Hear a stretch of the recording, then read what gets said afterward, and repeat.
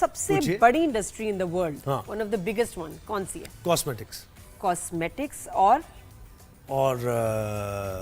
Apparels, clothing. फिर cosmetic anti ageing.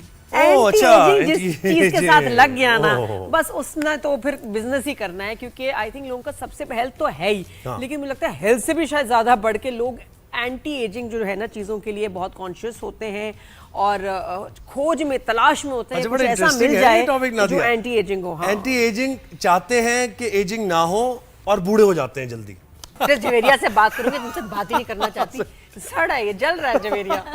नहीं Javeria, M आई right कि पाकिस्तान में अब लड़कियां बहुत कॉन्शियस हो गई हैं, they are looking younger than ever?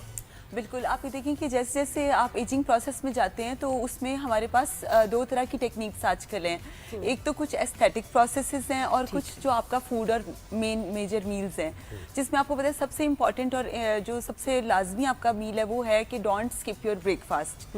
और फिर फूड रोटेशन आपकी जो पैटर्न है वो बहुत ज़रूरी है। लाइक आप सेम फूड डेली ब्रेकफास्ट में नहीं ले सकते, या लंच में नहीं ले सकते, डिनर में नहीं ले सकते।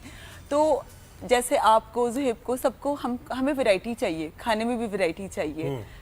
Food by colour, food by choice. तो अच्छा, जैसे हम फूड की बात करते हैं तो ये चीज़ें आ जाती हैं, पर अगर उसके बरक्स देखें जो एस्थेटिक प्रोसेसेस हैं, जिसके बारे में भी आप अभी डिस्कस कर रहे हैं कि ये कैसे है, क्या है, तो I believe in one thing कि इंटरनल हीलिंग, स्पिरिचुअल हीलिंग, और जो फूड आप अपने फूड से अपनी डिजीज़ को मैनेज करते हैं, अपनी इम्यूनिटी को बेहतर करते हैं, अपने एजिंग प्रोसेस को स्लो डाउन करते हैं, अपने स्ट्रेस हार्मोन्स को बैलेंस आउट करते हैं, वो वहाँ पे मुमकिन होता है जहाँ पे आप एसेंशियल अमाइनो एसिड्स और एसेंशियल एंजाइम्स लेना शुरू करते हैं। लाइक अगर आप ब्रेकफास्ट में सुबह, मतलब जितने लोग हमें नादिया इस टाइम सुन रहे हैं, इवन आप लोग भी अपनी लाइफ में कर सकते हैं, सुबह उठते ही नीम गर्म पानी लें, उसमें हनी ऐड करें, थोड़ा सा जिंजर गार्लिक, पम्पकिन सीड्स, थोड़े से चिया सीड्स, ताकि फाइबर भी मिले और आपकी बॉडी डिटॉक्सिफाई होना शुरू हो जाए, क्योंकि वो बड़ा राइट टाइम। और अगर उल्टी ना आए ना तो पी जाएं। इसके लिए बेगम का अच्छा होना भी जरूरी है। मैं नहीं पी सकती, डिटॉक्सिफाई बॉडी के लिए बेगम का अच्छा होना जरूरी है। मैं इसका टेस्ट इतना अदरक लहसुन तुमने क्या दिया, उसमें तो आपका ब्लड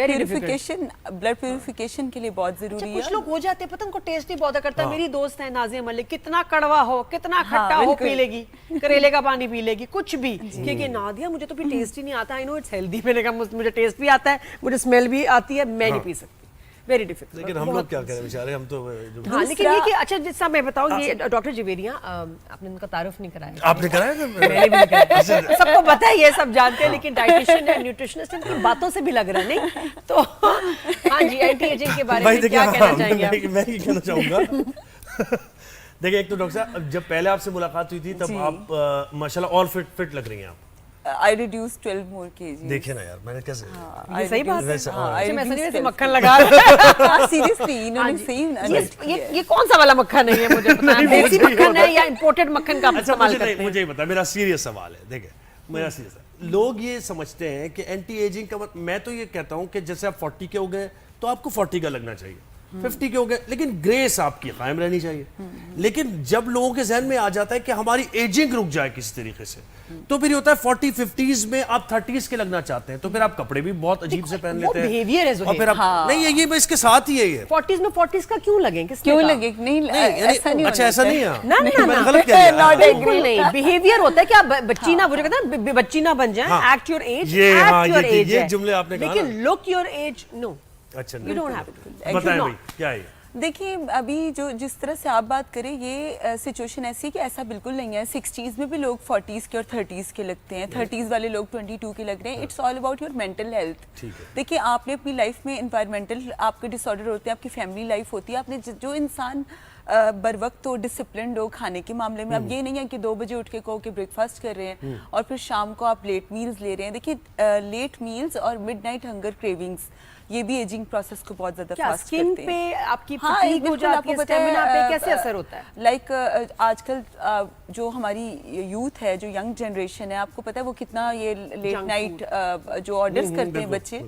तो आप ये देखिए कि 15 साल का बच्चा ऐसे लगेगा कि पता नहीं 25 प्लस है, और जो 30s वाले हैं वो ऐसे लगेगा पता नहीं 40s में है। अच्छा, स्लिम लगना कहते हैं कि वो एक है कि आप जैसे जवान हैं। ये भी नहीं, slim is not the case. Case actually is that कि internal happiness comes at your outer self. यानी अगर आप मोटे भी हैं तो वहाँ कोई मसला नहीं, तो हैवी है अगर नहीं। देखिए, हैवी होना जो वो है एक हेल्थ कंडीशन है। क्या ख्याल है?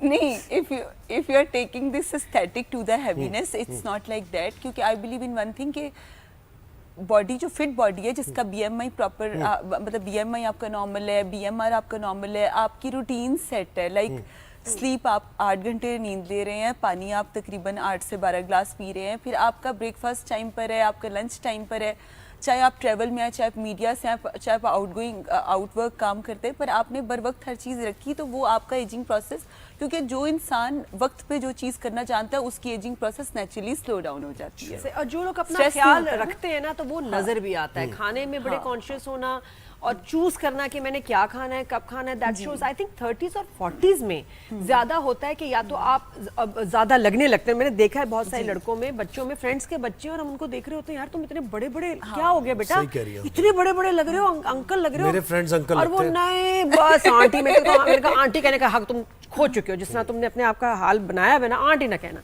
तो लेकिन ये मैं कि तो अपने वो दोस्त अपना मानता ही ख्याल नहीं, मैं कहता नहीं तुम मेरे दोस्त थे, तुम मुझसे 5 क्लास आगे थे। बिल्कुल। और मैं वो तो यही मानता ही होता नहीं है कि क्या है, लेजी है, खाने में कोई कंट्रोल नहीं है, एक्सरसाइज का नामो निशान नहीं है, और वो नजर आता है। और जैसे फिर वो लड़के जाते हैं अपने एक हेल्दी लाइफस्टाइल पे, दे स्टार्ट लुकिंग यंगर।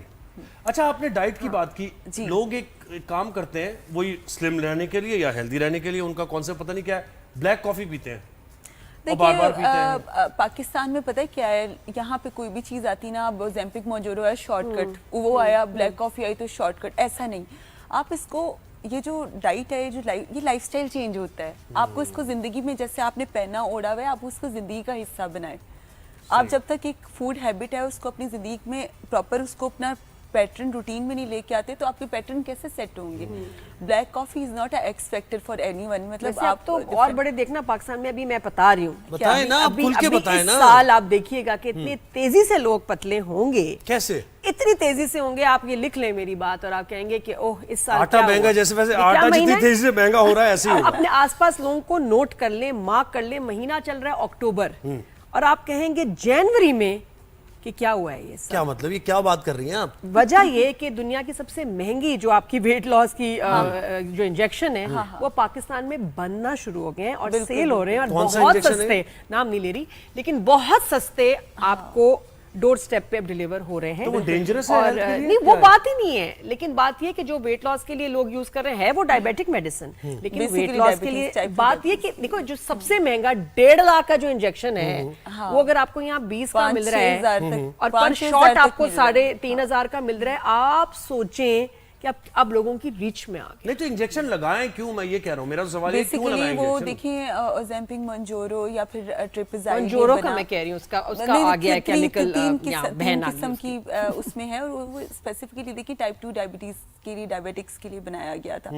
अब जो नॉर्मल हेल्दी जिसका मतलब ठीक है एक्सेसिव वेट गेन है, और वो बिल्कुल, मतलब पहली बात है कि जब तक आपने पराठे, पूड़ियाँ, नान चने ये सब चीजें बंद नहीं करनी और साफ बोल दोगे तो फिर उसका कोई फायदा नहीं। लेकिन जिनसे बंद होती नहीं है ना, वो ये फिर जो दवाइयाँ उनकी बंद करा देती है, नहीं, मुंह हो जाता है आपका बंद। अच्छा, भूख लगना बंद अच्छा, हो गया। उसका नहीं, Stomach। बेसिकली उसका जो मतलब मेन पर्पस आपकी बॉडी के लिए वो स्टमक पैरालाइज्ड कर देती है, स्टमक पैरालिसिस होता है, आपको डाइजेशन की इश्यूज हो जाते हैं, किडनी और लिवर इफेक्ट होता है। उसमें फिर ये कि आपको अपनी जो बॉडी ऑर्गन्स है ना उसका बहुत ज़्यादा ख्याल करना पड़ता है, मतलब इसके बहुत ज़्यादा हेल्थ इफेक्ट्स हैं, क्योंकि वो आप इतनी एक, और स्पेसिफिकली वो लोग, अभी पिछले दिनों मेरे एक पेशेंट थे और उन्होंने ये यूज़ किया और साथ ही वो स्मोक भी कर रहे थे और वो कुछ ऑयली फूड भी ले रहे थे, तो उनकी बॉडी इतने वर्सन, अचानक से गॉल ब्लैडर का इशू हो गया, वो रिमूव करवाना पड़ गया, फिर उनका मतलब दिस लाइक पर्सन वो कितने कंसल्टेंट्स के पास जाना, कितने ज़्यादा मेडिकेशन है वो तो डॉक्टर की प्रिस्क्रिप्शन, और उसके बाद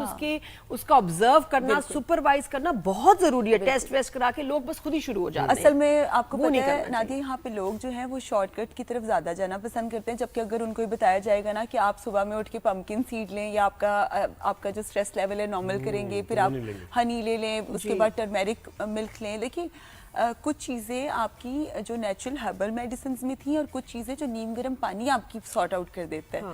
लाइक आप देखें, आपने लाइट सा चाय एक मील लिया, फिर आप एक नीम गर्म कहवा या पानी सिंपल एक प्लेन वाटर लेते हैं, वो आपको इंस्टेंटली आपकी जो बाउल सिस्टम है आपकी इंटेस्टाइन है उसको क्लियर करता है, लाइट वेट आपको फील करता है। चाइनीज मेडिसिन में आप देखिए उन्होंने तो फ्लोरल और हर्ब्स के और डिफरेंट चीज़ों के जो है बिल्कुल वो लाइफस्टाइल है, लेकिन हाँ, मैं कहती हूँ कि सबसे ज्यादा चीज अगर आपको आप एंटी एजिंग की बात करें, जो चीज आपकी उम्र दिखाती है ना, वो है वजन।